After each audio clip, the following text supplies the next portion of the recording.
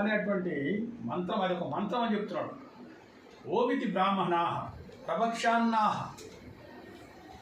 ఎవరైతే దాన్ని నిరంతరం పఠిస్తాడో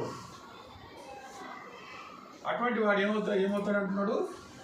బ్రహ్మో వాప్నానితి బ్రహ్మైవో వాప్నోతి.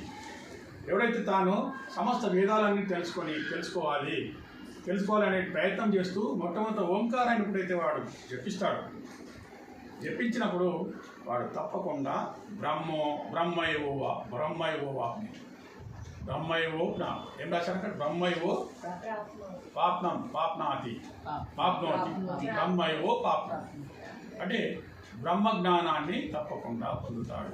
అంటే దాని అర్థమైంది నిశ్చయముగా ఎవరైతే ఓంకారాన్ని నిరంతరం జపిస్తాడో వాళ్ళకి నిశ్చయంగా బ్రహ్మజ్ఞానం కలుగుతుందని ఈ తైత్రీయ ఉపనిషత్తు తాత్పర్యమైనది.